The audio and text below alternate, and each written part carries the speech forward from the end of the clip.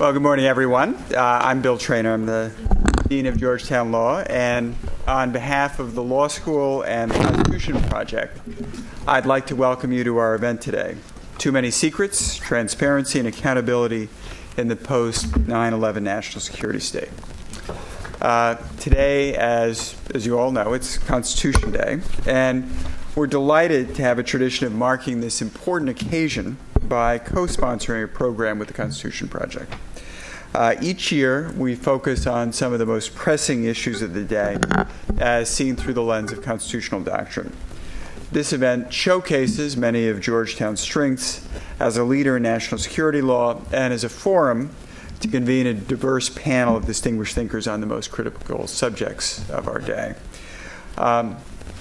Since 9/11, it's estimated that America has spent $4 trillion on the war on terror, including the wars in Iraq and Afghanistan, much of it going to intelligence contractors who perform secret work for the Pentagon, the CIA, the NSA, and other federal agencies. Because much of the work and the amount of money spent is classified, there's very little public debate about the massive sums the taxpayers are paying to these private businesses. So from this, important questions present themselves, including what are the prospects of greater transparency and accountability in the seemingly never-ending war on terrorism? What is the appropriate responsibility for Congress and inspectors general in overseeing spending on counterterrorism programs? What's the role of national security disclosures and investigative journalism under the First Amendment in bringing the issues to the public? And most important, how can we know whether the trillions of dollars we're spending are being spent in a way that increases our security while ensuring our other interests and our rights are adequately addressed? And our hope today is to move the conversation forward in a meaningful way. And I hope you find the program informative and insightful. So now, let me turn the program over to our longtime friend, Ms. Ginny Sloan, who's the president of the Constitution Project. Ginny has the honor of presenting the Constitutional Commentary Award, and then we'll move to the panel. So welcome, Ginny. Excellent. Good morning. Welcome to the Constitution Project's annual Constitution Day Constitutional Champion Award ceremony, and to be followed by our panel discussion with our friends at Georgetown and its National Security and the Law Center. It's terrific to see so many people in the audience, and there are a number of people who are joining us from around the country via webcast, which is also great. As Dean Traynor mentioned, this year's event is co-hosted by Georgetown, by the Law Center, and the National Security and the Law Center. TCP and the Center have hosted this event together several times in the past, and we're very pleased to be able to do it again this year.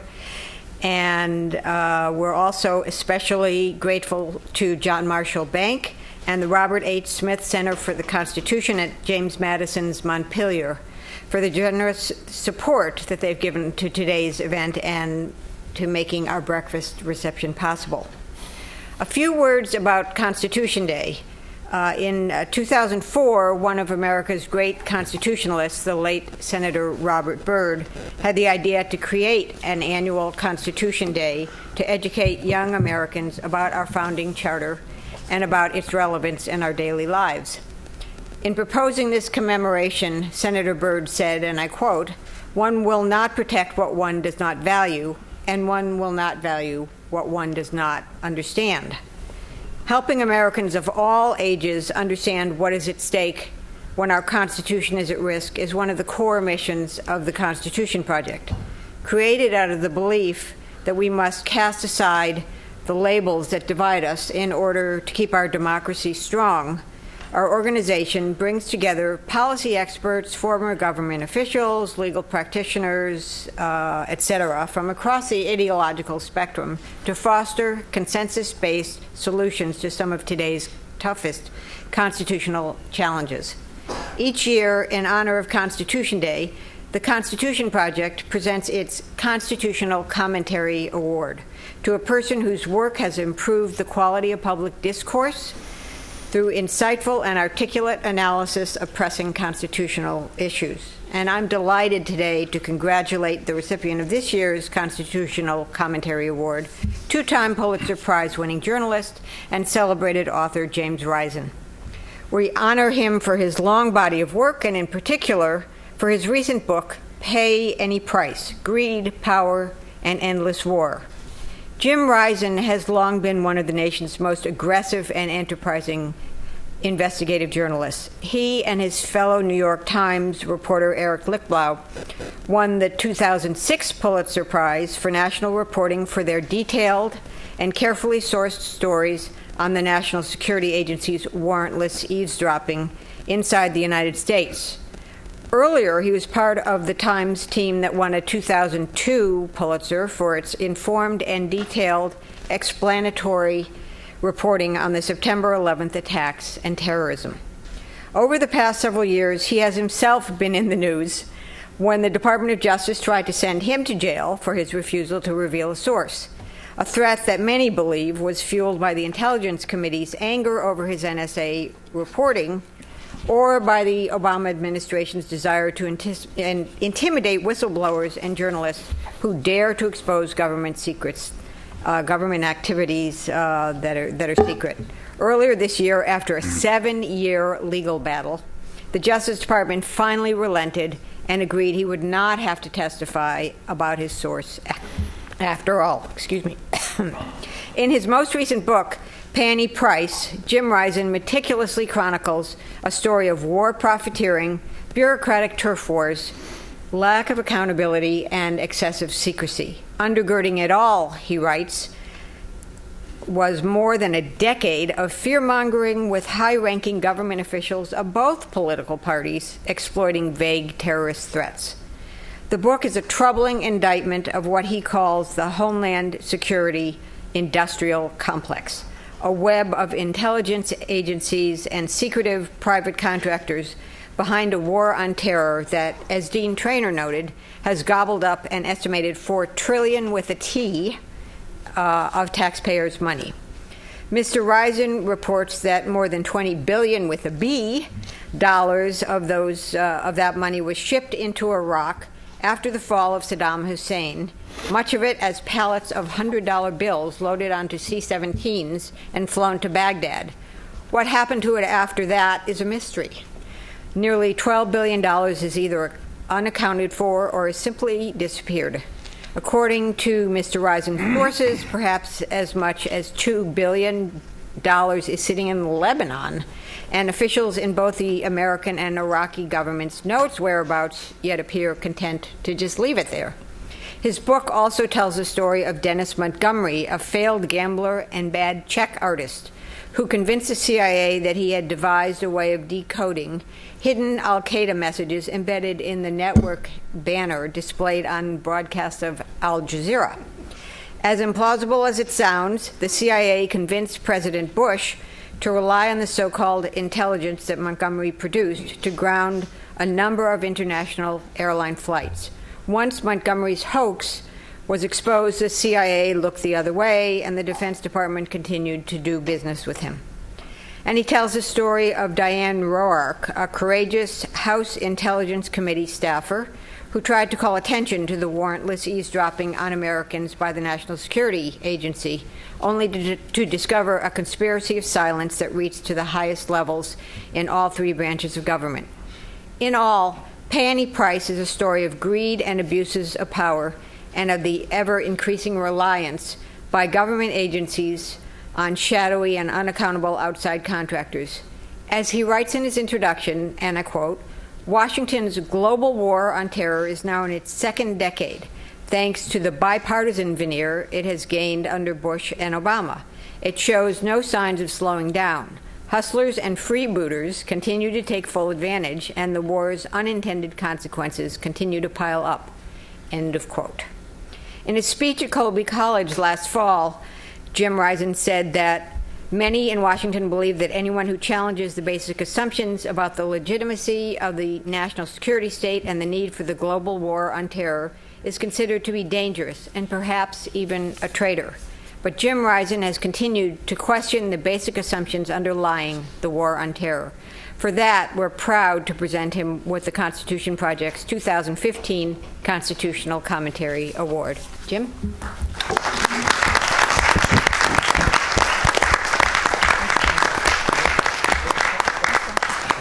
Thank you very much.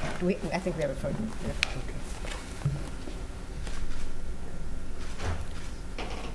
Thanks. Thank you.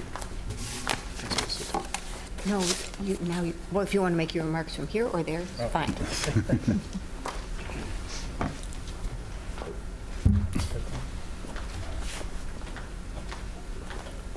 Thank you very much. I really appreciate this. It's a great honor to me to receive this award. And I, especially for Pay Any Price, which was a real labor of both pain and love for me, because I was working on it while I was still under subpoena by the government. And as I say in the book, Pay Any Price is really my answer to the Justice Department. No offense, but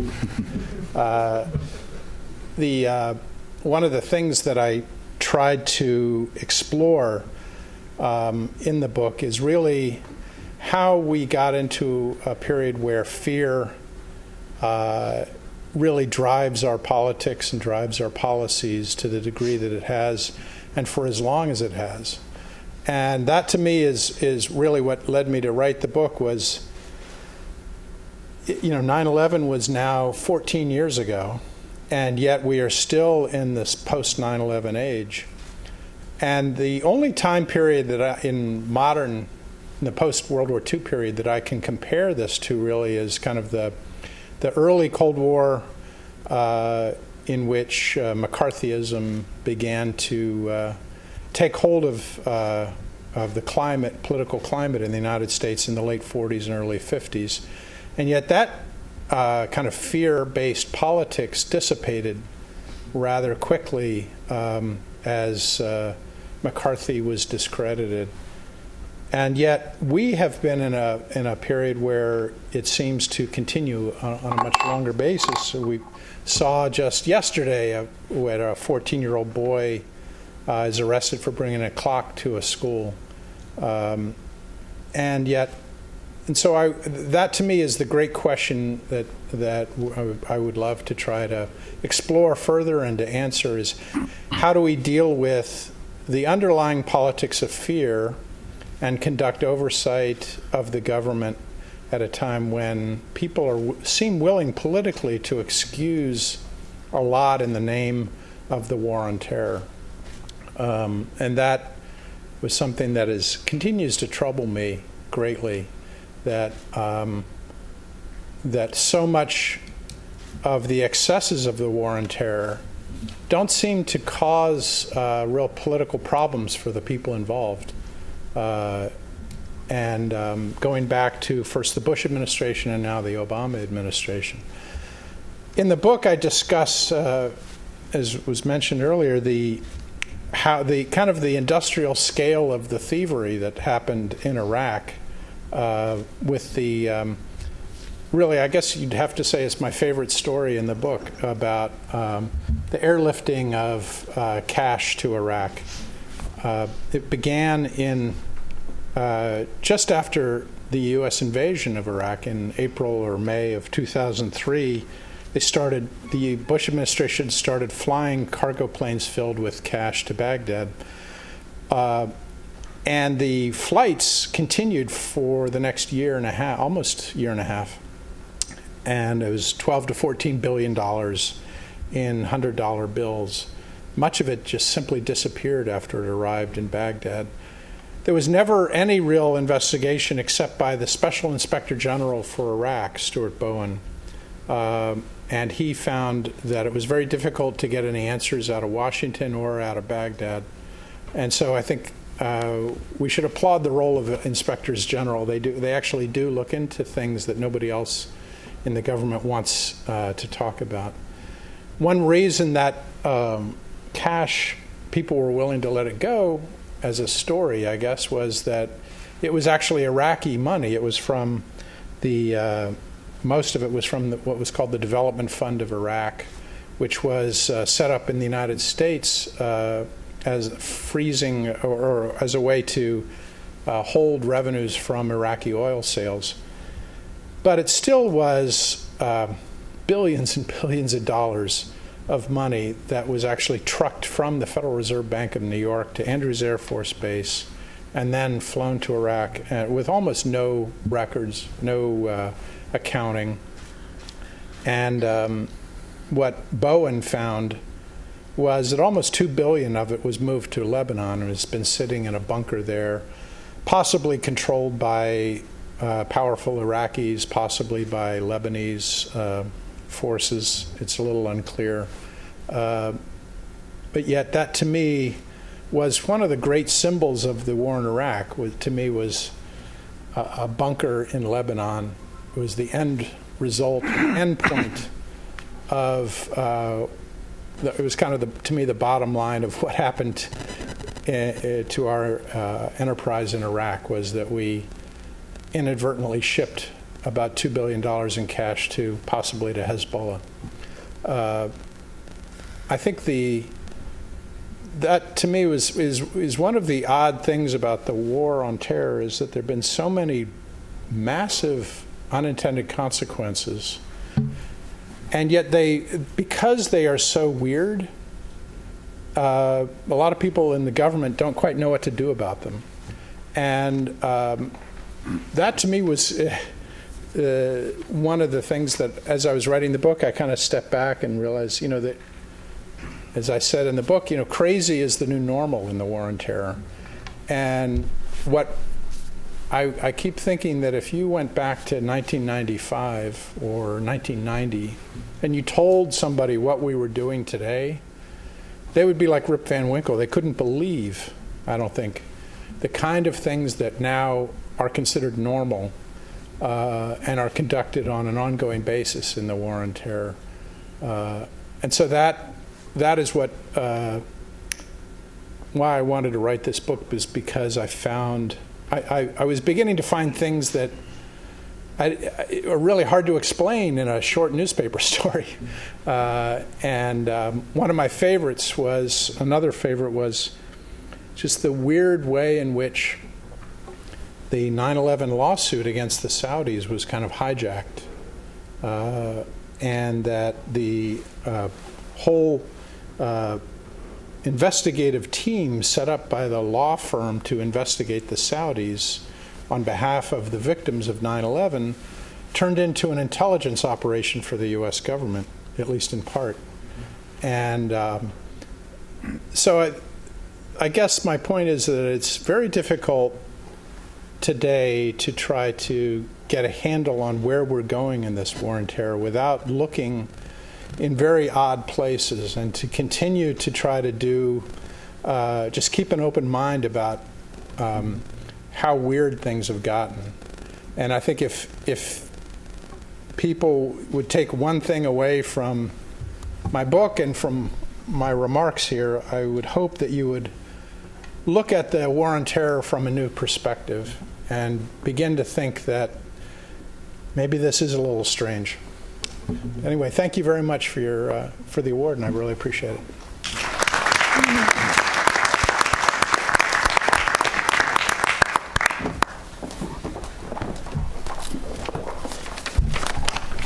The microphone is at the right height for me. Thank you, Mr. Risen, and congratulations. Good morning, everyone. I'm Rita Simeon. I'm Senior Counsel with the Constitution Project. We are now going to turn to our panel of experts for a discussion on secrecy, spending, accountability, and oversight in the war on terrorism. Just a few of the important themes in Mr. Risen's book. In addition to our awardee today, our panel includes Mieke Eoyang. She's Director of Third Way's National Security Program and is an expert on a broad range of national security issues, including intelligence oversight and surveillance reform. She brings an extensive experience from Capitol Hill to the discussion today. She has served as the defense policy advisor to Senator Kennedy during the Iraq War, the subcommittee staff director on the House Permanent Select Committee on Intelligence, as well as a professional staff member on the House Armed Services Committee, in addition to several other roles on Capitol Hill. We also have with us Stephen Aftergood, who, as most of the people here know, is the director of the Project on Government Secrecy at the Federation of American Scientists. The project aims to reduce the scope of national security secrecy, to accelerate declassification, another theme of the discussion today, and to foster improved public access to government information. And from the Department of Justice, we have Michael Horowitz, who serves as the Inspector General for the department, where his job is to detect and deter waste, fraud, and abuse and misconduct in DOJ programs and personnel, and to promote economy and efficiency in department operations. He is also currently the chairman of the Council of the Inspectors General on Integrity and Efficiency. And then moderating the discussion today is Georgetown's own Laura Donohue. Professor Donohue is a nationally recognized expert and scholar on national security, counterterrorism, and surveillance law. Here at Georgetown, she directs both the Center on National Security and the Law, as well as the Center on Privacy and Technology. We have about 45 minutes set aside for panel discussion, and then about 15 or 20 minutes for audience questions. We are happy to go a little bit over if people wish to stay, but if folks need to leave at the time that was allotted, that's fine. But we will allow the panelists to stay and discuss a little bit longer if they'd like. Following the discussion, Mr. Risen will be available upstairs. I encourage you to come say hello, meet him, and get his autograph on your copy of Pay Any Price. With that, I will turn it over to Laura. Thank you all for being here. Thanks very much, Rita. All right, we're going to go ahead and jump right into the conversation. We have $4 trillion on the table. Mieke, what happened to the money? First, let me give a little context for the $4 trillion, because the numbers are so big, they're sort of beyond human comprehension. And $4 trillion is not exclusively related to the war on terror. The United States maintains the guarantor of global order. We have the largest military in the world, and maintaining a large army of 1.2 million active duty people, between 270 and 300 ship navy, 16 fighter wings, is a very expensive enterprise, and something you don't want other global powers doing. Frankly, you would not want China or Russia, for example, being the guarantor of the global order. That is about a $450 billion to $500 billion proposition on an annual basis. So over a 10-year period, you're at $5 trillion just on regular military stuff. But on top of that, since 9/11, we have spent in excess of that, and that's reflected in the overseas contingency operations and supplemental appropriations, and you're still talking about an additional $100 billion a year with the Iraq War, which you can argue about whether or not that's actually related to counterterrorism efforts. I think a lot of people think it was a giant strategic mistake. But a war in a country the size of Iraq is a very expensive proposition. The challenge for people who are doing oversight is that the amount of money is so big. Even if you were to be 99% accurate at understanding where the money goes, you'd still have loss at the rate of $4 to $6 billion a year. So the amount of money that can go missing and that they can't understand is tremendous. So when we're talking about how much this is, you have to understand in any given program where you're saying a amount of money is missing or wasted, those numbers are going to feel very large, but for the most part, most of the national security enterprise is accounted for or understood, not necessarily auditable. Sorry, I'm going to have to push back. You lose $4 to $6 billion? No, I'm saying even if you were 99% accurate at a 1% loss rate on a $400 to $600 billion enterprise, you'd still be missing that much money. So how does $4 to $6 billion go missing from a congressional perspective? So, and I'm not saying that that is the amount that's going missing. I'm just using that as an illustrative. What happens is that there are a couple of things in an enterprise that large. You think about a corporate entity, if they have losses as well. Part of the problem that the Pentagon has is that it doesn't actually have an effective accounting system. It hasn't been auditable in the modern era. And that is a problem. If you can't even reconcile your books, how do you know what's missing and how do you know where the money is going? They know for a large part how much goes to salaries for people in the military, civil servants, to maintain and build ships, planes, that sort of thing. But that doesn't mean that they know how to, on a ledger, make it all add up. And that's one of the huge problems that members of Congress are very concerned about. Unfortunately, good accounting practices are not particularly sexy in the political arena, so it's hard to get attention to solve what's a very intractable problem. So, Michael, whose job is it to make sure that the Pentagon has a good accounting system? Well, primarily it's the Pentagon's job to make sure, and management's job there to make sure they have a good accounting system. But inspectors general play an important role in overseeing that effort. And that's one of the things we do regularly across the government. As you may not know, there are 72 inspectors general in the federal government. I'm the Inspector General over the Department of Justice. Our mission is to ensure accountability within the agencies that we oversee. The Defense Department has its own Inspector General. It actually has multiple Inspectors General over different parts of the Defense Department.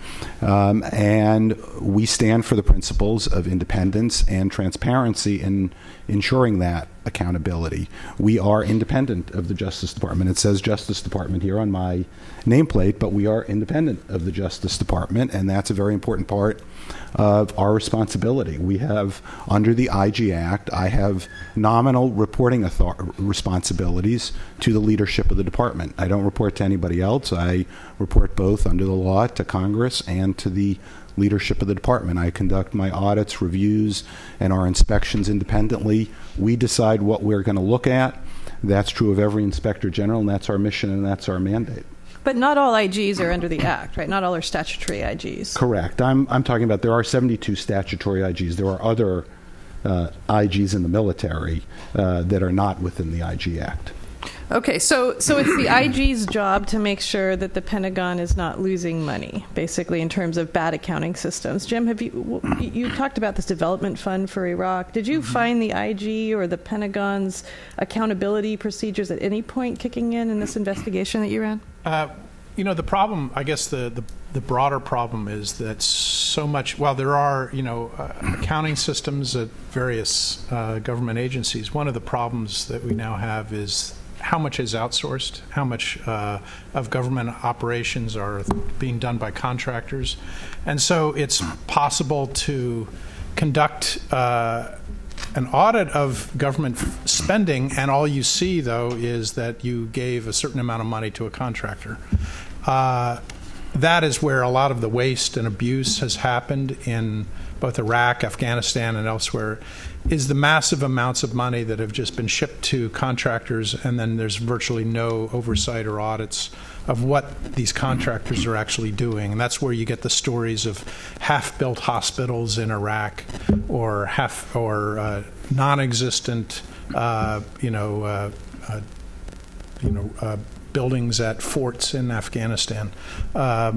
One of the problem in this case of the money airlifted to Iraq was that it's outside the normal procedures. It's outside the normal streams of money going in and out of the government. It was Iraqi money. And so the normal systems inside the U.S. government, didn't kick in.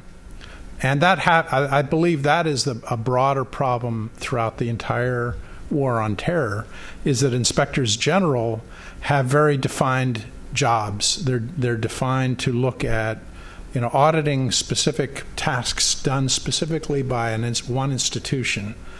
The problem in the war on terror is that things have been done in a sweeping way across many jurisdictions within the government and across many countries.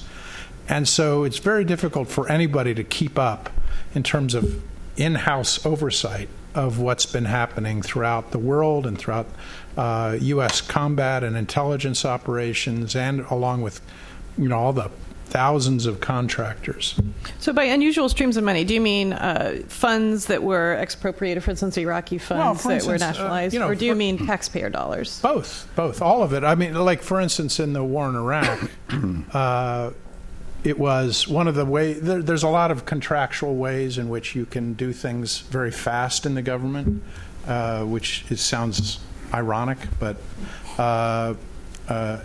in the military, they can contract what they call for expeditionary purposes, and then expeditionary contracting means you really don't have to tell anybody what you're doing.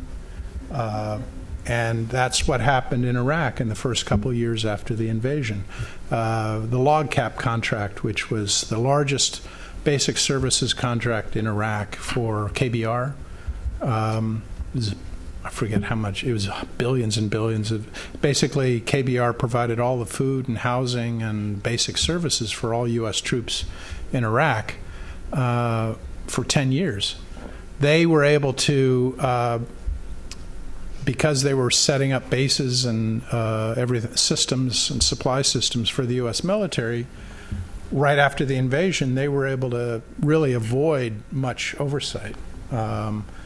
And I have a story in Pay Any Price about the main auditor at the Rock Island Armory for the Army, who tried to rein in KBR because he reported to his bosses about a year after the U.S. invasion that KBR was demanding payment for about $1 billion in costs that they couldn't prove because they didn't have any records of it.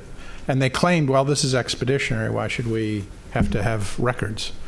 And he got fired because he raised questions. Steve, how unusual is this? Not unusual enough. I mean, in the first place, right after 9/11 and the decade after 9/11, national security spending surged. The intelligence budget doubled. The military budget grew enormously. The oversight budget did not. The oversight capacity in Congress and in other places did not keep pace with the growth in intelligence spending, in national security spending. And so there's a mismatch right from the start between oversight and the national security bureaucracy. I would say, though, that oversight is not it's not the job only of Michael Horowitz or of Jim Risen or of a congressional committee or any other single entity. Those are all nodes in a network of what could be called an ecology of oversight. And what that means is that for oversight and accountability to occur, information has to flow from the decision makers to the reviewers, to the investigators, to the overseers, to the general public. In order for oversight and accountability information to be politically potent, it has to move throughout this network. And what secrecy does is to throw a blanket over that. It impedes the flow of information, and it makes the job of oversight, which is already challenging, all but impossible. If you can sever the link at any point in between those nodes, you can shut the system down. If the sources can't talk to the reporters, if the reporters can't get their stories published, if Michael Horowitz writes a brilliant report, but the Justice Department and the FBI won't declassify it, it's all for nothing. To take an extreme example, the Senate Intelligence Committee's famous torture report, the body of the report is thousands of pages long, and none of it has been declassified. What was released was just the executive summary. But the bulk of the report, on which they spent millions of dollars and many years, and which Senator Feinstein called the most significant oversight work of her committee ever, its oversight value is nil, because nobody can read it, nobody can get it. And that's why secrecy and oversight are at odds. So, Mieke, can you talk a little bit about the congressional side of this? Because if Congress is the one appropriating the funds for this, it seems somewhat extraordinary that then they just let go and say, and you can go ahead and police yourself and figure this out. So what exactly do the oversight structures look like from a congressional perspective for the issues that Jim is raising and that Steve is also raising? So there's sort of a number of different ways to cut this. There are, what Steve was talking about with the secrecy and the lack of transparency about classified programs and the torture report, I would say what's frustrating for the public is it may seem like there's no oversight, even if members of Congress are fairly aggressive about oversight behind closed doors. And having seen both the public and classified oversight of the committees, I think I am actually greatly encouraged that most members of Congress, on a bipartisan basis, take their responsibilities, particularly to the taxpayer accountability, very seriously, even if their reports remain secret and Stephen and the press are not able to see them. I think that Stephen's absolutely right. They are outmatched. The committee staff is on both committees are relatively modest compared to the size of the enterprise. One of the ways on the military side, on the DoD side of things, that they expand their reach is by leveraging organizations like GAO, which is the gold standard in accounting, and has teams of auditors that can go out and look at particular programs and say, was the money being spent wisely? Do they have sufficient protections in place to detect waste, fraud, and abuse? Are they achieving the goals that they want? They can also leverage the inspectors general. On the intelligence side of the House, on the secret side of the House, it's much harder to use those mechanisms. And traditionally, the intelligence committees have not used GAO the way that the armed services committees do to investigate cost overruns in major intelligence programs that are very expensive to develop and deploy. Okay, so HPSI and CISI, we're more likely to find we're less likely to find GAO reports, this kind of oversight, whereas on the armed services side, we're more likely to find use of GAO and other, but these are still, it's still GAO, right? It's not Congress actually performing the oversight. So GAO is actually a legislative branch entity, and they are directed by Congress to do so. So the committee chair will write to GAO and say, look, my staff can't go in and spend months and months and months auditing, say, the building of a aircraft carrier. Can you go and do that for us? GAO works closely with the committee to do that. One of the things, though, that you find in terms of oversight on the armed services side that you don't see as much on the intelligence side is that actually contractors rat each other out. And that if two contractors are competing for a system and one wins, the loser may come to Congress and say, or to the press and say, hey, they're not doing such a good job here. In the recompete, it should be us. But on the intelligence side, because the systems are so compartmented, you may not have that kind of industrial competition that leads you to uncover more problems because, as Stephen's saying, they're breaking the link in the chain. People don't know what's going on, so you don't have the same kind of tattling on each other that you would have on the armed services side, which actually the competition helps keep costs down. So another thing you said is that you could direct the IGs to do something. Yes. Can you speak a little bit more? How do you decide what you want to look at and what you want to ask the IGs to do? So it depends, and most of what much of what Congress does is in reaction to stories in the press, things that James Risen and his colleagues might raise and put on the front page of the paper, and members of Congress will say to an IG, for example, I am concerned that the politicization of intelligence has occurred at CENTCOM. Can you look into that and please tell us, is that in fact true? Again, the challenge in directing the IGs on the intelligence side of the House is that because there's less reporting on intelligence programs, it is in many cases very sensitive and you would not want it in the public. It's harder to know for a member of Congress who's not in the intelligence space day to day what they should really be looking at, which is where whistleblowers come in. And it's very important that you get whistleblowers coming into the Hill, helping them identify where problems are. And that actually, in the post 9/11 era, has been a real problem. What's your view from the IG's office? Obviously, Congress is one impetus for what you do. How do you decide what topics, you have limited resources. How do you decide what you do?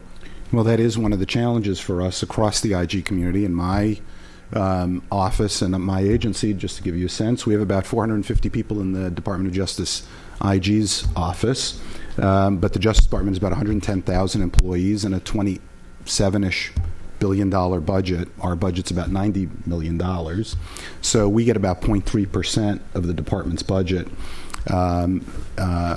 for the OIG, and we've got a lot of competing issues that we're dealing with. We oversee not only the FBI and the Drug Enforcement Administration and ATF and the Marshal Service, but also the Federal Bureau of Prisons, which actually is the biggest employer at the Justice Department. So we have to look at a variety of issues, and one of the challenges is we get congressional requests regularly We also watch and keep our ears open and hear what's out there in the public area of interest. We obviously want to pick the areas that both present the highest risk at the agency that we oversee, in my case, the Justice Department, but also ensure that we're doing reviews that matter to the policymakers on the issues they're considering, whether it's the administration, whether it's Congress, whether it's others who are interested in the work we do. So it's a very difficult balance. And one of the things we try and do is make sure that we are independent of not only the leadership of our agency so that they're not directing us what to do, but also of Congress, so they're not directing us what to do, but we're in fact independently weighing all these competing interests. Yeah, and there are a number of examples that come to mind. So the NSL reports, for instance, Right. that the IG's report that came out on national security letters, it wasn't, so first Bart Gellman reports, there are 20,000 NSLs being issued a year, and then the IG comes forward and says, actually it's 40,000, right, NSLs being issued per year. But then there were follow-up reports that said we still have an issue with exigent letters, we still have an issue. So that follow-up on it seems also to be at least part of the calculation in the IG's office. Right, and that's very critical. So, for example, speaking on the national security side, our office did a review back shortly after 9/11, the 2005-2006 time period, on the FBI's use of what were called exigent letters. And that report revealed the misuse by the FBI of their authorities. We then did 3 follow-up reports on the use of national security letters, our most recent being last year. And we keep doing reviews of the FBI's use of those authorities. That's just one example. We do that in other areas as well, reporting on how the FBI has implemented the recommendations we made in our first report, second report, third report, and now where we are today, and making additional recommendations as we go forward. So we're also limited in what new work we can do, because we want to make sure that when we issue a report, it just doesn't fall on deaf ears and people fail to implement the recommendations we make. We need to follow up regularly to make sure they are following through on what we're saying needs to be done. So just so we are clear on the limits of what you can do in these reports, with the exigent letters, you had a situation where the FBI was issuing letters for which there was no statutory authority. What happens when you have a situation like the Section 215 under the Patriot Act, where the language of the statute says you have to have reasonable grounds to believe that the information being sought, that the tangible goods are relevant to an authorized investigation? It turns out from the Snowden documents that this was being interpreted that relevant was everything is relevant. So all telephony metadata is relevant to this. Can you question legal interpretations of the statutory language in your IG inspections? We can. When we do our reviews are of programs authorized, or if not authorized, to report out on what's not been authorized, what's being taken, what action's being taken without legal authority.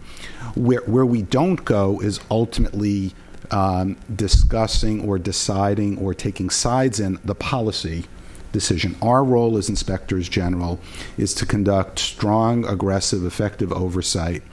Picking up what Stephen said, very important for us to have our reports be public, be transparent. That's what we stand for. It's very important for us, from our standpoint, for the taxpayers, for the public, to know what is going on in their government. And so we push regularly to have these reports public. And of course, there's the tension between the classification decisions and the need for transparency. And one of the things you'll see in our documents and our reports over the last couple of years is our push, we've said it publicly, to get declassified more of our earlier work on the reviews we did of the President's surveillance program, the reviews of exigent letters, the review of national security letters, we did a review on the FBI's use of FISA 702 authority. The only thing you will see about that review is a line on our website that says, today we issued a report about that authority, but we can't make any of it public.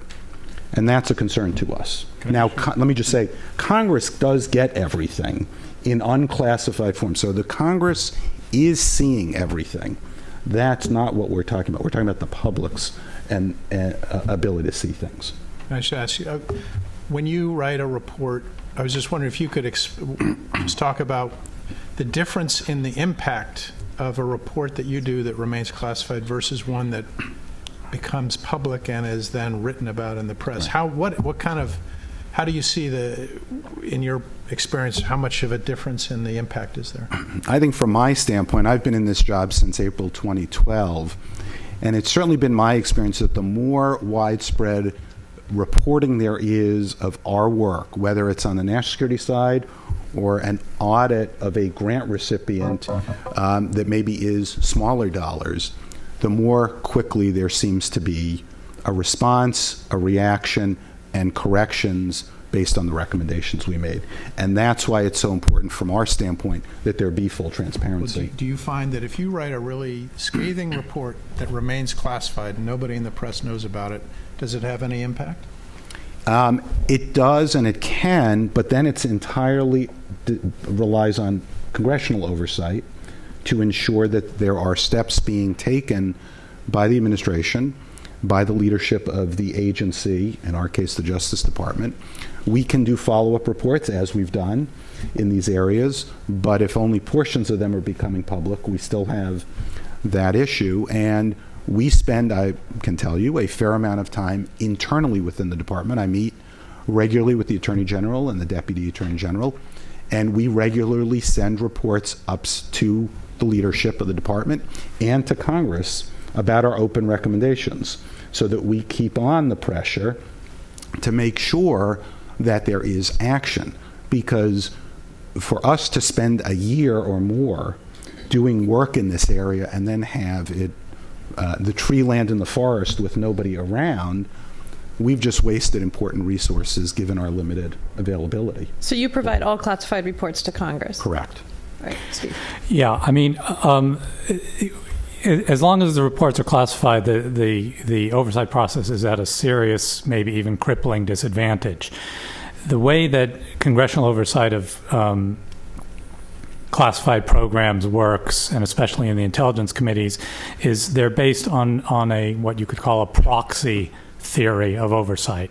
That is, the committees meet in secret on a classified basis to review classified programs on behalf of the rest of the Congress and the larger public. They serve as a proxy for the general public to review those classified programs.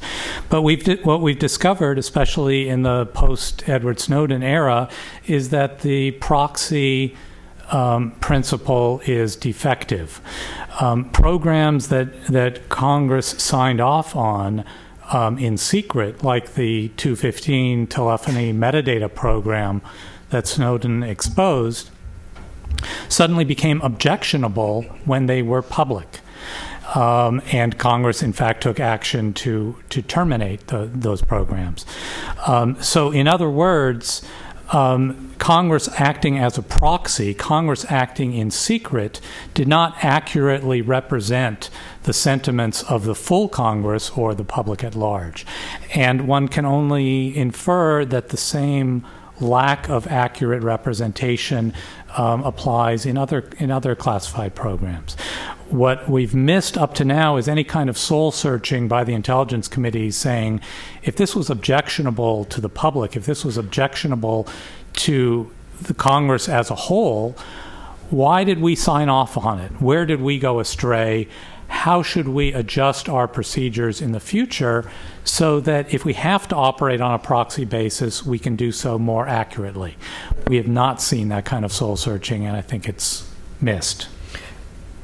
I would take issue with that a little bit. I think that one of the challenges that I think Congress has in terms of its proxy relationship is it's actually very personality dependent. The structures are there for Congress to do aggressive oversight, but it waxes and wanes with the amount of deference that Congress gives to the executive branch. And I would say post 9/11, immediately in the aftermath of the attacks, Congress gave the executive branch tremendous deference because we felt like it was a nation in crisis and the commander-in-chief deserved that deference. Now, that went too far, but by the time I got to the committee in 2007, congressional skepticism of the executive branch had risen dramatically, and I watched members of Congress behind closed doors go very aggressively at the administration on a wide variety of programs, both budgetary and on and surveillance. And in fact, it was congressional skepticism of the executive branch's surveillance activities that led to the creation of 702 and the FISA Amendments Act to begin with. The executive branch in the Bush administration had asserted that the president could, on his own Article 2 authority, do mass amounts of surveillance, and Congress was really uncomfortable with that. They put it on a statutory basis, and people can argue about whether or not they got the balance right. But in that context, that's where we are. And frankly, 702 has been through a round of reauthorization and will come up for another one. And the question about whether or not the civil libertarians feel like they got the balance right versus the chamber at large is, I think, an open question. I think that many of the issues that were raised as a result of Snowden's revelations about the 702 program were things that members of Congress considered very seriously in the deliberations prior to. Would you say the same thing about the 215 program? So the 215 program, I think it's not an intelligence committee. 215 was a program in the Judiciary Committee, but there is another problem with challenge with congressional oversight, and this relates to the 215 program and also had related to 702, which is that often the people who are doing the oversight are lawyers, and the programs are very technologically complicated. And so understanding the way the technology works in a legal frame is actually very difficult for people who go to elite institutions like Georgetown, but maybe don't have an engineering background, so they understand what's involved in a collection program and how that actually works. And we've seen examples of where the translation between the engineers and the lawyers led to an inaccurate description of things, which became very problematic from a legal perspective. And I think interpretations of what happens to the law and how that gets implemented on the technical side is a problem, and I don't think that Congress has enough technical expertise to understand some of the programs involved in electronic surveillance and cybersecurity and in other places. So just as a point of clarification, Section 215 refers to Section 215 of the USA Patriot Act, which was put into place. It's known as the Tangible Goods Provision, and this was the authority under which the telephony metadata collection was being conducted in the United States. The Foreign Intelligence Surveillance Act of 1978 was amended by Section 215. Later, it appeared that the strongest argument that was being put forward was that the 1978 Foreign Intelligence Surveillance Act, it was designed to ensure that if the government was intercepting electronic communications on U.S. soil, they first went to a court and demonstrated probable cause that the target was either a foreign power, an agent of a foreign power, and that they were going to use those facilities. The problem is that over time, if the foreign power, the agent of the foreign power were located overseas, or if non-U.S. persons were located overseas, if that communication came onto U.S. soil, they would have to go to a court, even if it was two non-U.S. citizens overseas who happened to be using a U.S. internet service provider. So in 2008, Congress amended FISA with Section 702 of the FISA Amendments Act, the FAA, and Section 702 required then that if an individual was believed to be based overseas and a non-U.S. citizen, then the government could intercept those communications if they happened to be entering the United States. So the Snowden documents showed that this was being used programmatically, that there were 89,000 targets and one order issued under Section 702. And so a considerable amount of U.S. communications that are entirely domestic, as well as U.S. citizens' communications, were being swept up in that program. So that's the distinction between Section 702 and Section 215 that we've referred to. And also, just a very important legal distinction between 215 and 702 is that 215 is a domestic collection program, falls squarely under the Fourth Amendment, where 702 is an intelligence surveillance program that is aimed at things outside the United States, is on a different jurisdictional basis with respect to the law, and those activities had traditionally been conducted by the President under his Article 2 authority under Executive Order 12333 with very little congressional oversight and a very different legal regime about what is required to protect privacy, because the Constitution does not extend to foreigners outside the United States.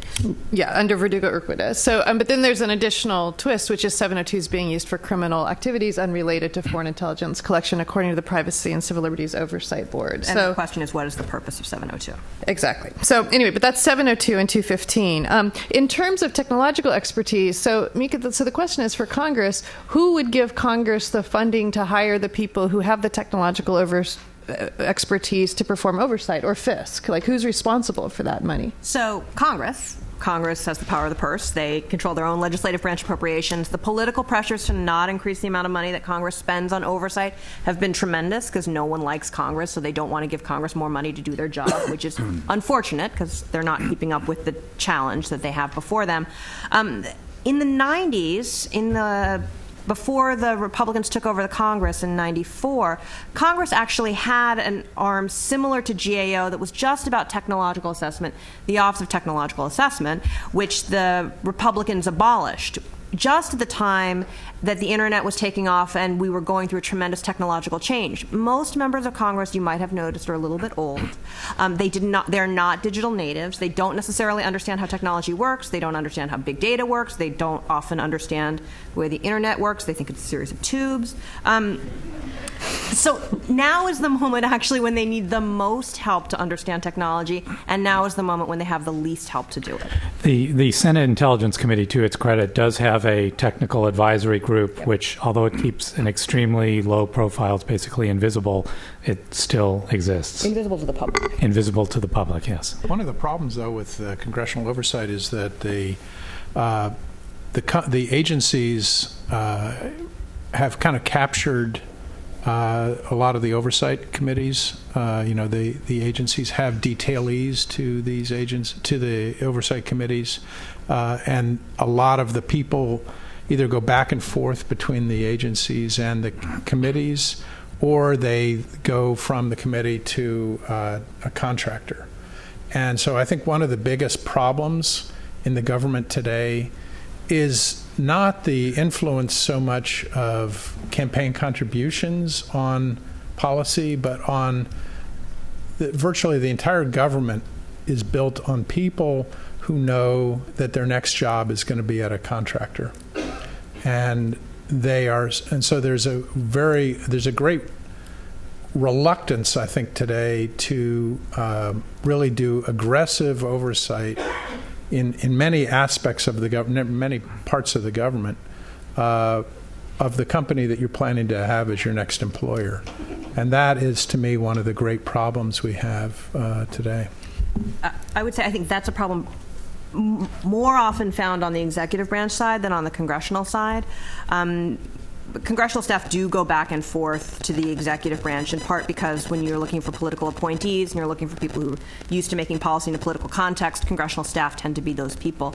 But I think it's actually a very big problem on the executive branch side, where in the 90s we had a huge number of acquisition professionals, and they were very expert in managing contractors. And between Bill Clinton and then Duncan Hunter on the Armed Services Committee, they dramatically cut that workforce. And so what you were left with was a huge number of inexperienced contracting officials.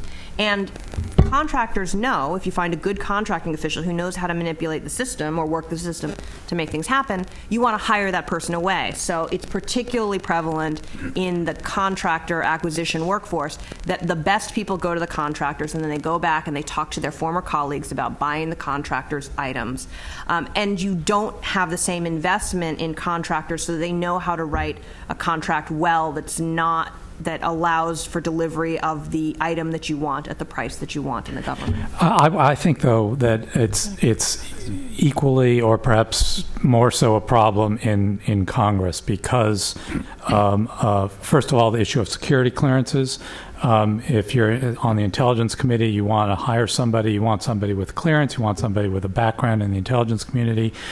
The concern about aggressive oversight directed at an intelligence agency, if you expect your future job to be in the executive branch, is going to be a concern.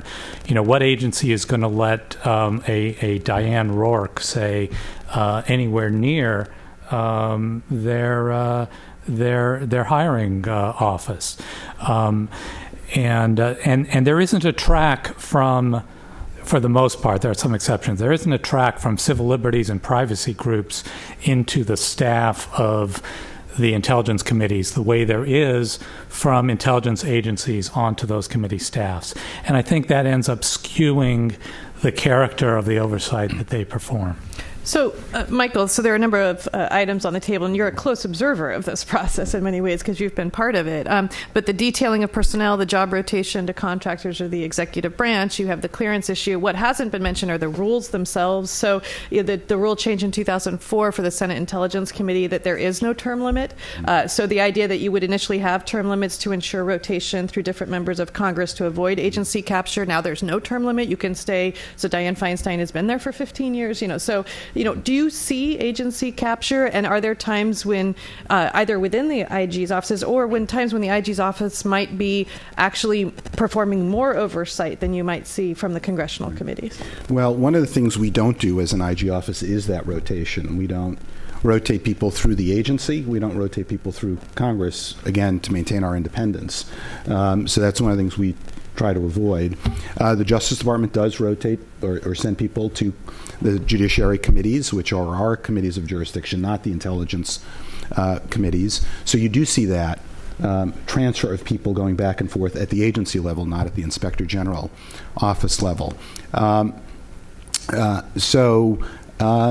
think from our standpoint, it's very important for us to maintain our independence by not being either actually or perceived in any way to be captured by either the agency or by the congressional committees that oversee us. And that's one of the things we try to avoid. Sorry, so when you say DOJ, people are sent to the committees. Are they sent under their DOJ badge, or they lose their DOJ affiliation and become staff members and then come back to DOJ later? Correct. They're detailed to the committees for a period of time and then return to the Justice Department.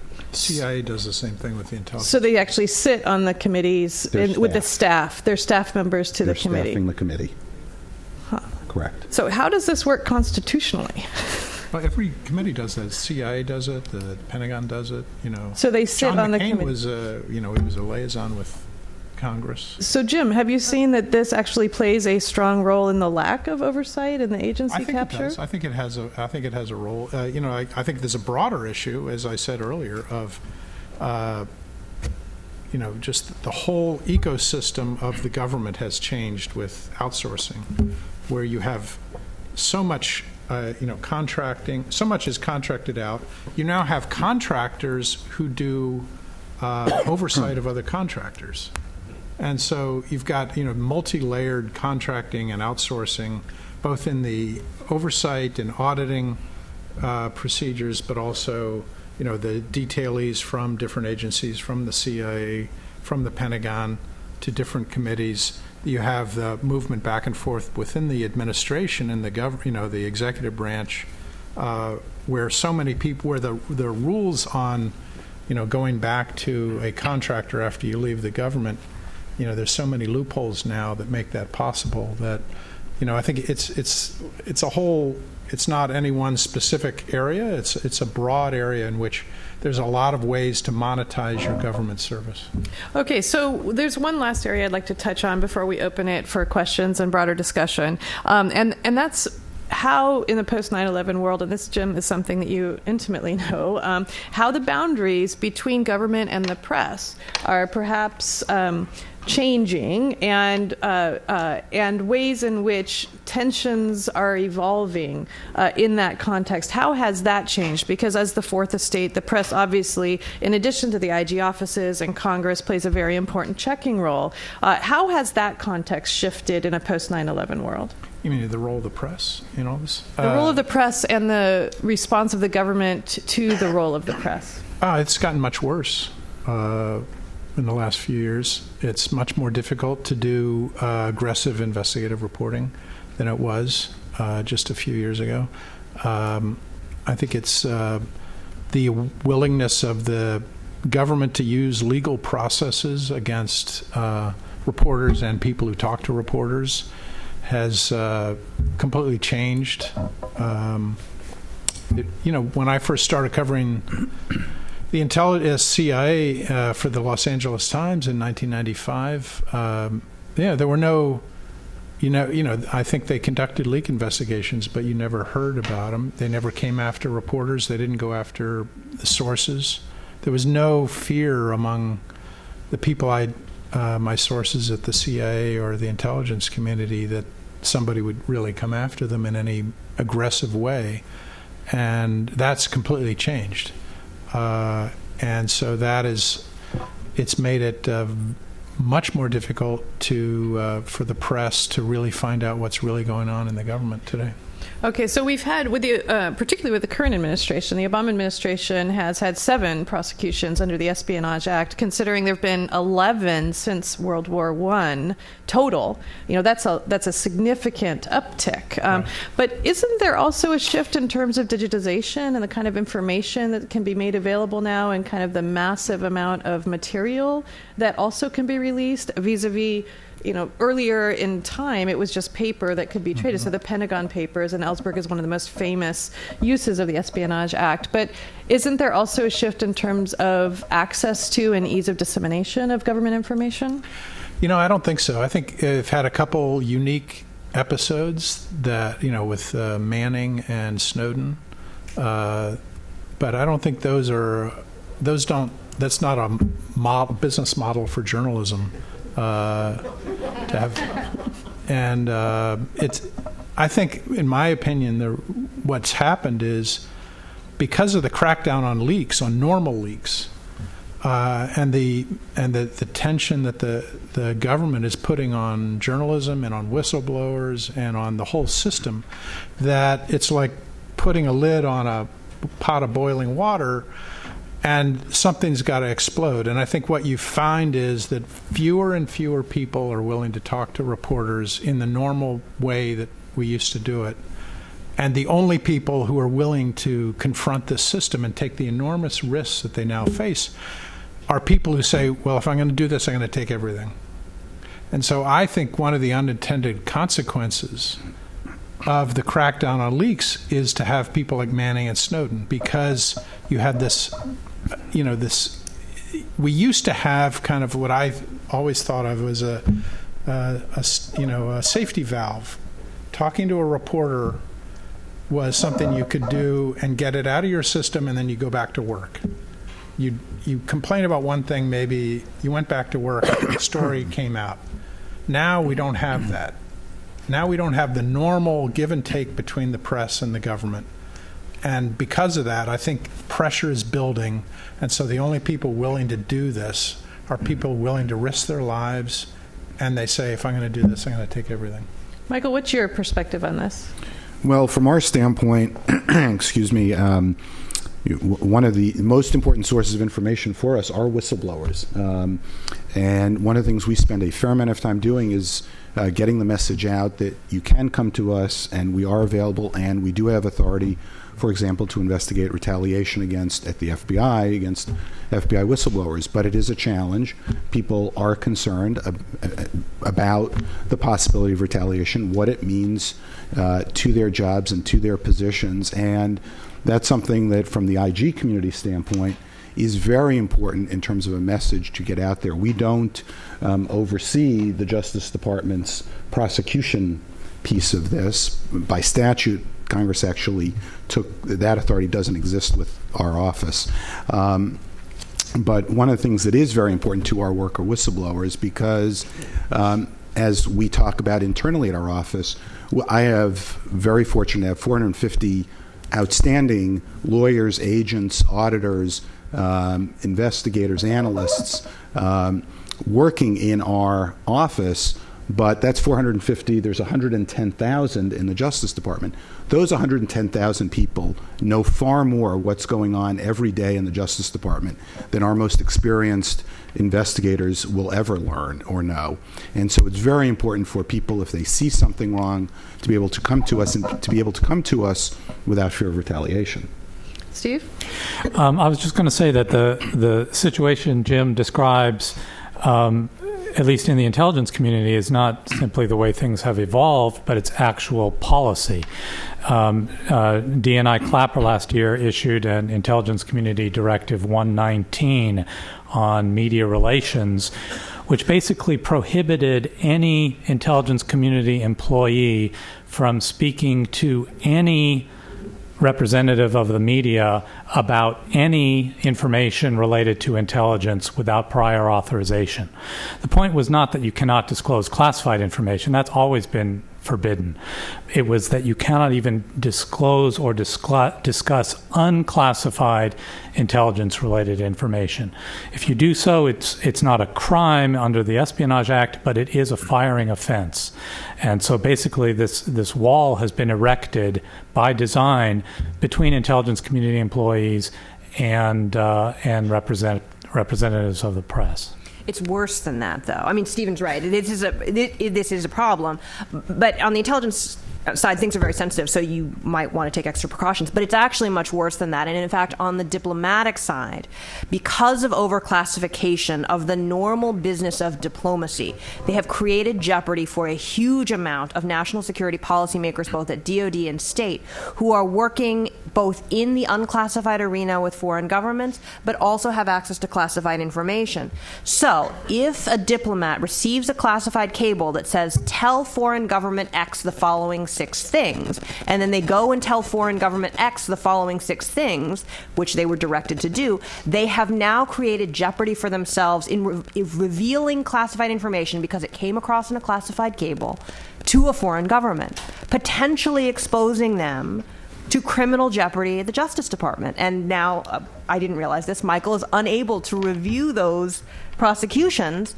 And we've actually had a tremendous uptick in those prosecutions and the Justice Department's cases in those instances falling apart in dramatic ways, and also, and this is an important question, whether or not those cases are motivated by national origin discrimination, because a large number of them have been against people who look like me, against Asian Americans, and those prosecutions have fallen apart, whereas you have seen people who are very senior military and national security officials who are a white male who have revealed information, classified information to other people, receiving negotiated sentences or slaps on the wrist. And so you have, for people who are Asian, you might feel like, I don't want to go into this field because I am more likely to be targeted, or I am unwelcome in this national security community. And when we have a fair number of very strong national security challenges that come from Asia,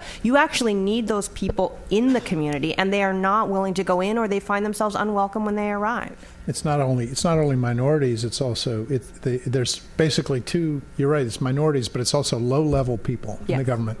If you're high level, you're probably in good shape. So what's the way forward? What's the way forward here? Michael, I'm going to start with you. If this is what is going on, this is a fairly bleak picture. Certainly in terms of the things that Jim is bringing out in Pay Any Price, it seems to extend beyond that into these other realms as well. What's the best way forward from there? Well, I think from the IG community perspective, it's more effective oversight and allowing us to conduct more effective oversight. One of the challenges we faced in my office for the past 5 years has been getting access to FBI information. We have fought battle after battle on that for the past 5 years. No laws changed, no policies changed, yet all of a sudden in 2010, the FBI interpreted the laws differently than they had before 2010. That impeded our ability to get records and to conduct effective oversight.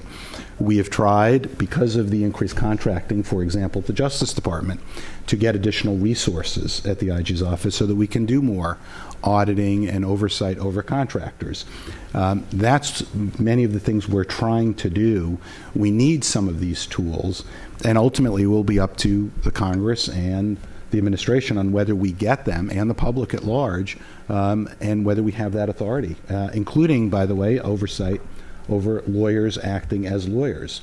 We've argued for 27 years now, since we were created, that we should have that authority. Congress has not given us that authority, and the department has consistently opposed us getting that authority. Mieke, what has to happen? So I think part of the challenge on the intelligence side is that the Intelligence Committee needs to take more aggressive, be more aggressive about the tools. I think some Intelligence Committee chairs, Feinstein, for example, have been willing to really challenge the community. I think a lot of members of Congress are not actually aware of how far their constitutional power extends, and so they are unwilling to challenge. And when the executive branch makes representations to them about how they have to keep classified information, what they can say or not say, who they can share it with, telling them they can't share it with their staffs. They're not actually aware of how far the speech and debate clause goes to protect them in the function of their duties, and the extent to which they should really be much more willing to challenge the executive branch in their oversight role.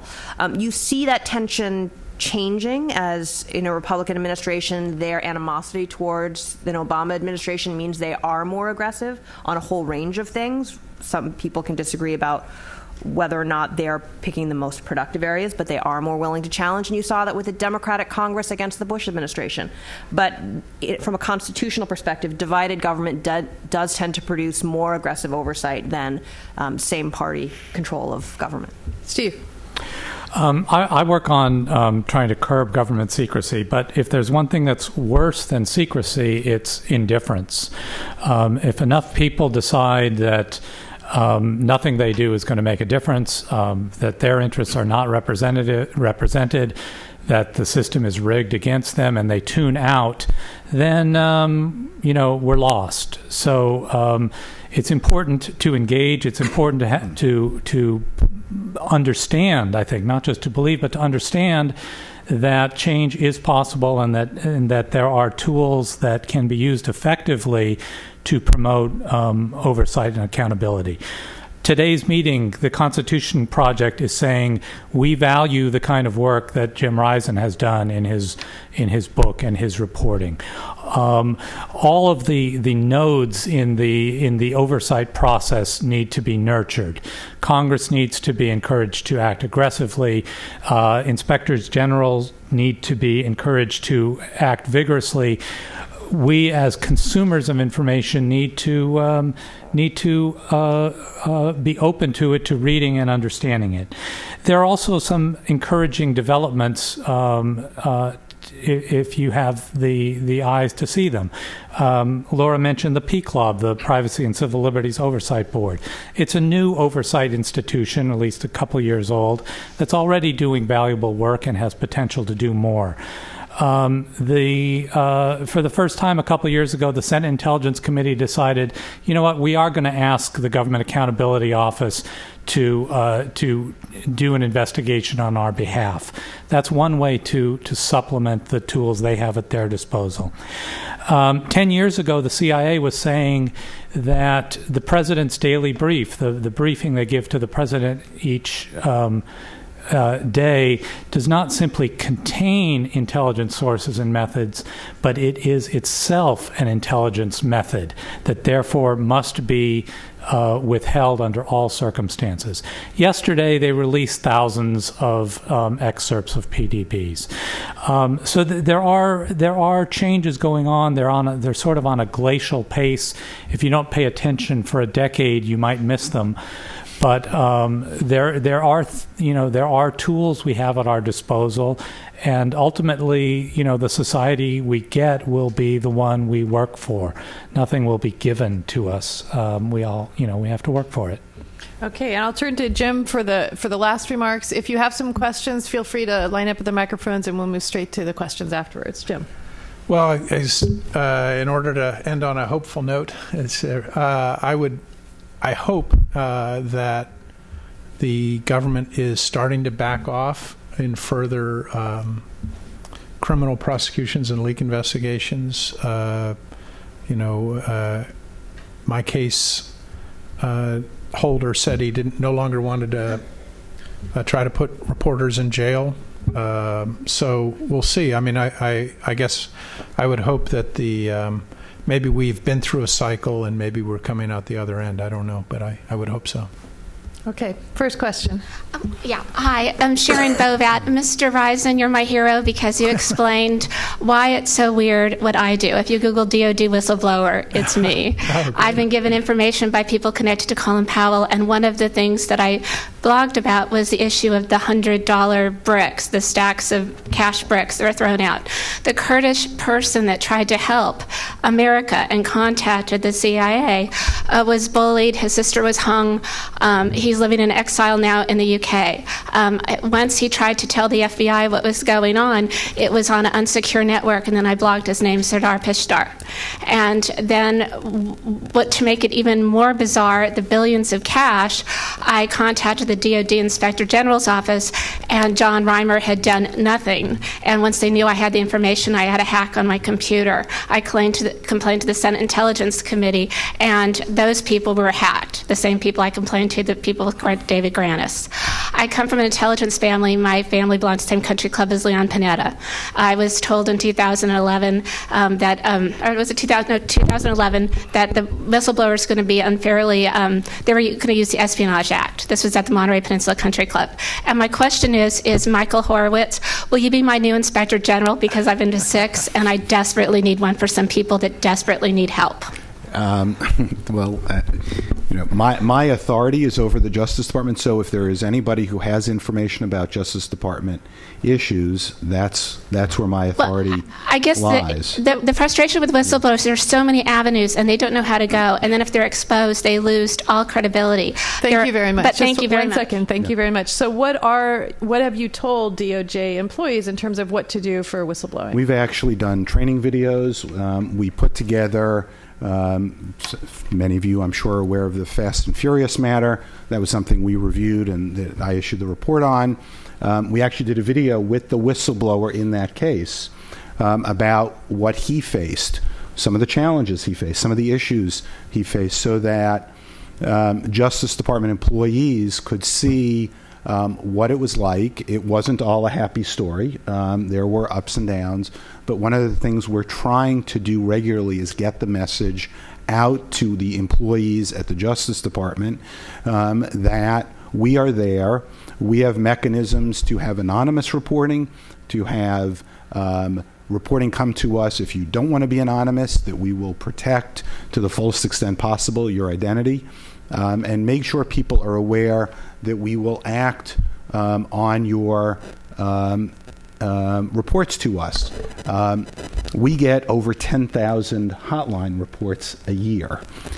So we clearly have to do triage. We can't do every single review, but one of the things that I believe, and I've found when I was in private practice, the same thing working with compliance offices, in many instances, the most important thing is making the contact with the individual, having them understand what we can do, what the limits of our authorities are, but also making it clear to them when we do follow up what the conclusion and the outcome is of what we've done. Even if we can't corroborate. Doesn't mean we don't believe what they've reported, simply that even if we can't corroborate it, they get to hear that. Mieke? Can I ask him a quick question? Because this is something I've always wondered, because as a reporter for many, many years, over the years, occasionally gotten sources who come to me and say they wanted to talk about something. And in the course of getting to know the person, I would often ask, well, did you ever go to the IG at whatever agency you're with?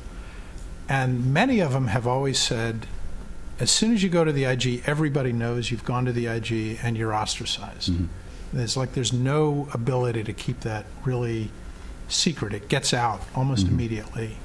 And so that's why some people come to the press, because they can do it completely anonymously, hopefully. And rather than the IG, going to the IG becomes like a mark against you almost immediately. How do you deal with that? Well, by law, we cannot disclose individuals who come to us without their permission. Mm-hmm. So when we assess something, if we're going to investigate it, we'll investigate it. And where we find it's something we're simply unable to investigate, there are a variety of reasons, one of which is limited resources, but we think nevertheless it should be followed up on. One of the questions is, can we reveal your identity to the agency so that they can follow up, and we will follow what they're doing on their review.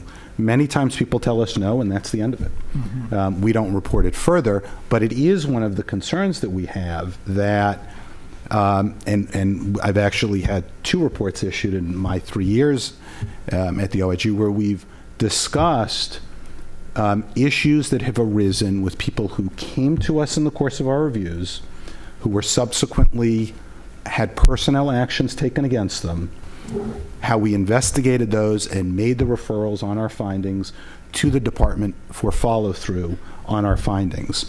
One of the issues has been, as a hearing before the Senate Judiciary Committee laid out earlier this year, is it often takes the department years to adjudicate those reports that we make. And so there are a number of issues that need to be addressed here, because what you find in report after report and study after study, private sector, public sector, is rarely do whistleblowers, it's rare that the whistleblowers, to your points, first stop is outside the organization. Right. Almost every study will tell you people go to their supervisors, either their direct supervisor or their boss's boss or their boss's boss's boss, but they try and stay within the organization. Whistleblowers don't just run out of an organization. They want to see their organization fixed. That's the other thing you will find in study after study, is that whistleblowers care about their organizations and they want to see the improvement. They're not out for a headline. They're out to see it improved. And I think that's one of the things we as IGs need to get a message across to the organizations. We can't do everything. I can't do 10,000 complaints a year. I don't have the resources to do that, but we can take them seriously. We can try and do triage.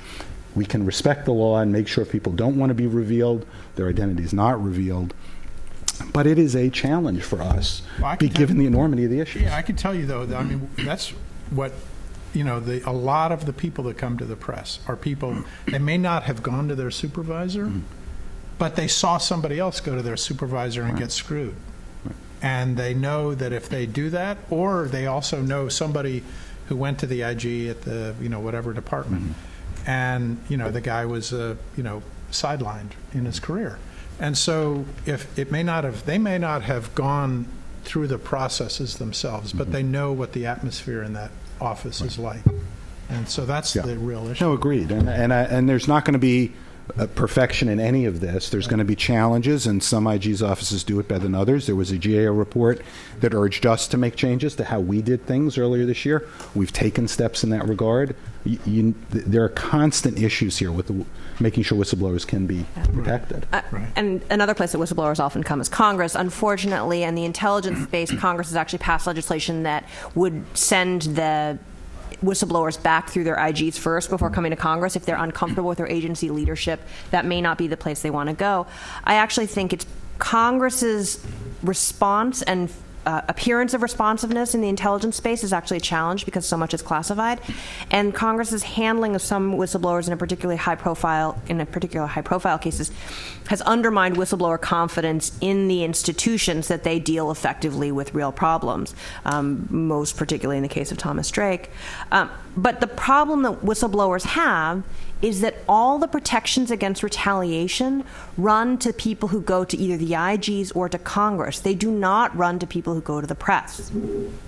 And so it's really incumbent upon Congress and the IGs to demonstrate that they can take effective action, that they can try and protect people who come to them, so that people feel like it is an avenue for change and improvement. Because if they don't and they go to the press, they may get more attention that way, but they face much greater consequences and much greater personal liability for that because there are no whistleblower protections for going public. And in fact, Daniel Ellsberg, who leaked the Pentagon Papers, he went to Congress first before putting the Pentagon Papers out through the press. Yes. Next question.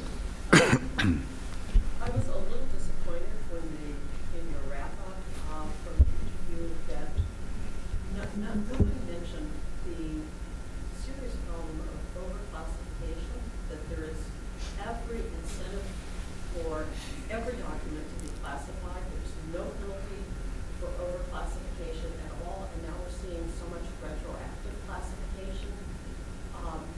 And that wasn't mentioned. And to me, that is a huge problem, right?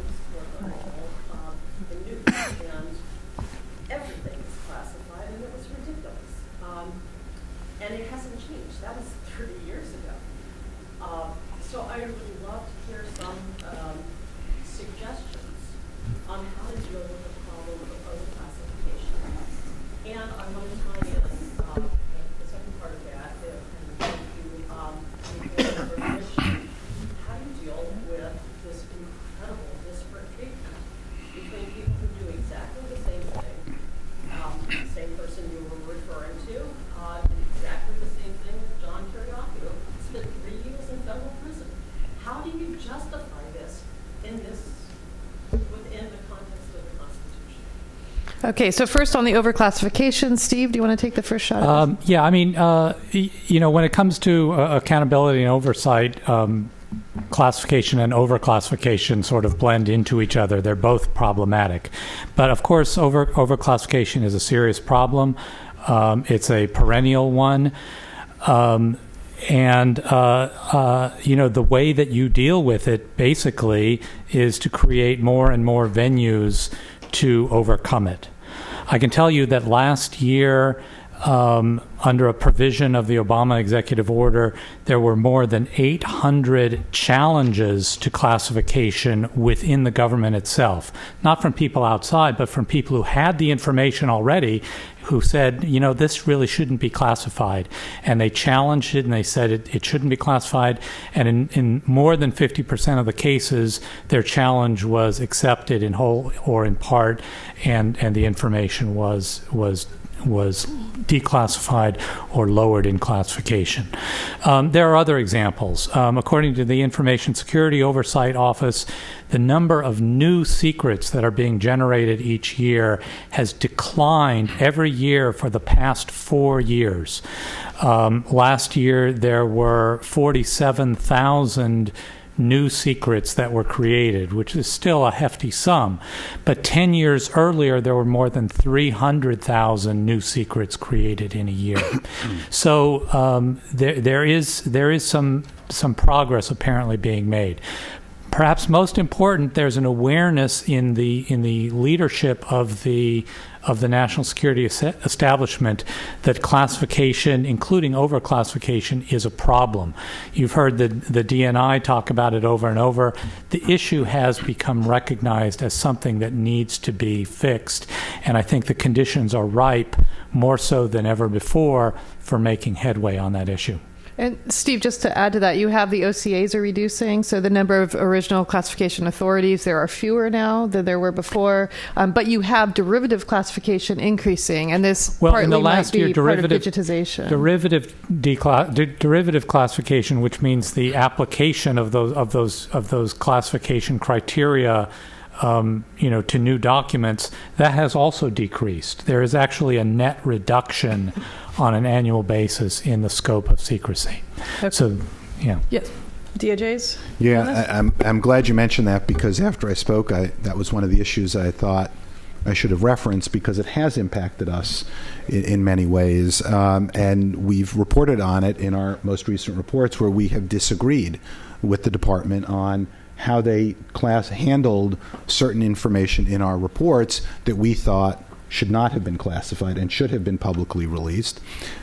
We have also reported, included in our reports recently, the challenges we faced in getting our most recent NSL report out the door to the public, even with the various redactions that occurred, and how we ended up deciding to send it to Congress unredacted, because it took almost a year for us within the FBI and within the department's process to get declassified as much as we thought, not declassified, to correctly mark the document, in our view, so that it could be released publicly, and as much could be released publicly as possible. That has been a challenge for us. It's not a declassification issue, it's a properly marked document, because we're often not seeking declassification, we're seeking correct classification. In other words, not classified. But we've reported on that in our top management challenges. There's reference to that the last 2 years about our requests, in light of various disclosures that have occurred over the last several years, that the administration go back and look at our President's Surveillance Program report, our earlier exigent letter reports, our earlier NSL reports, and in those cases declassify what had previously been classified. It was 2 years running. The New York Times sued after being denied the FOIA, and in the course of that ongoing litigation, there have been reports issued, some of which have had some of the declassification, the material declassified. The New York Times has reported on that, but that's certainly something that we have pushed for. But it is a challenge we continue to face, and there needs to be greater understanding and an ability to carefully and correctly look at these. And we've found in many instances that the initial markings we get back on our records are substantially overclassified, requiring us to go back and forth with the agency, with the FBI, with the department, to try and push back. And it often comes down to, by the way, did you see the FBI director's testimony previously, publicly?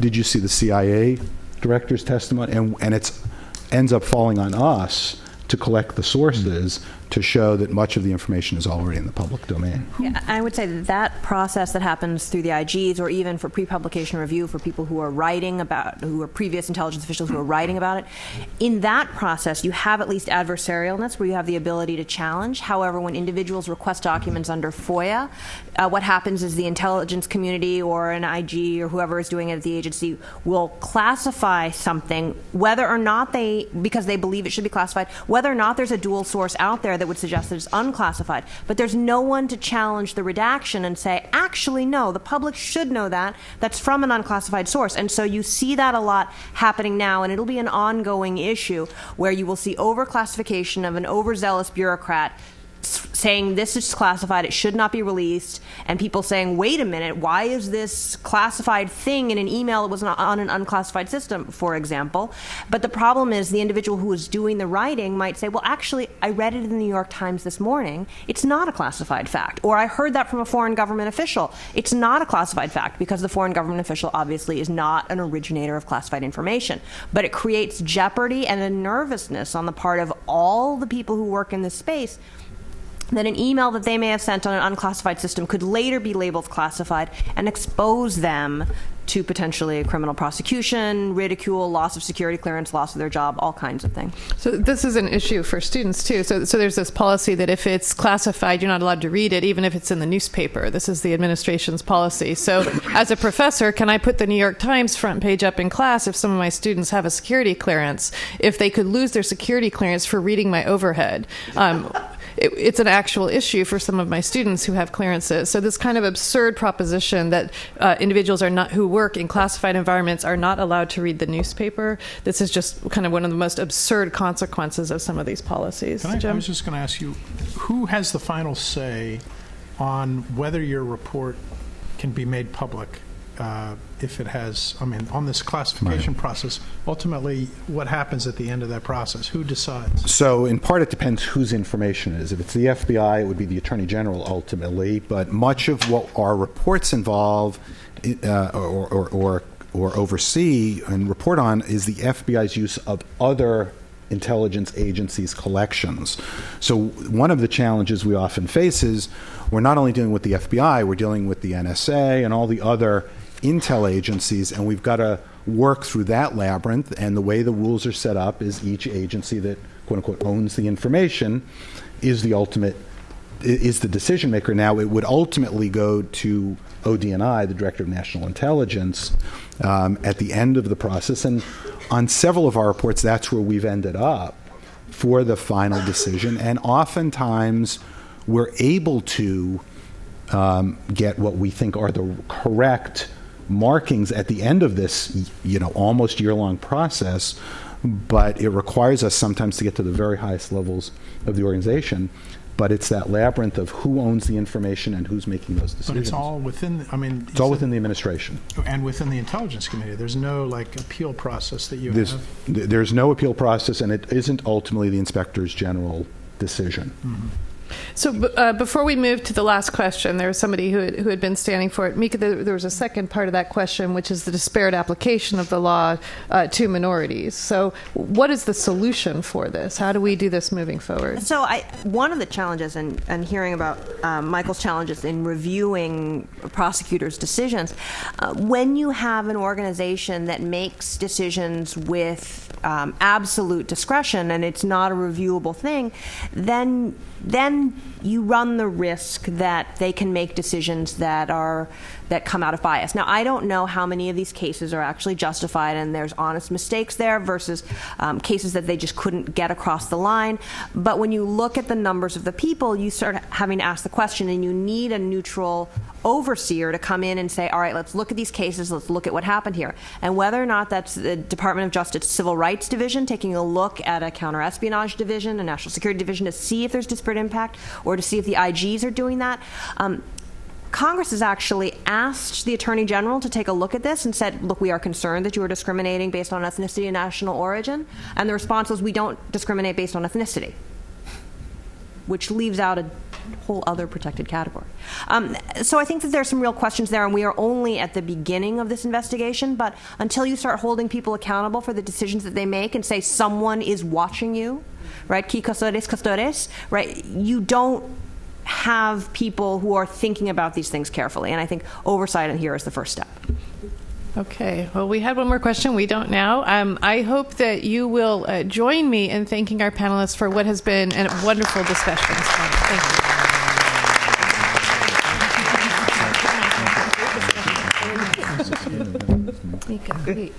Clearly, these are issues that merit further discussion, but I want to thank our panelists, in particular, Mr. Risen, for getting that conversation going. And we invite all of you to join us back upstairs, where I hope they have left the coffee for us, and where Mr. Risen will be available to sign copies of Pay Any Price. Thank you all for coming.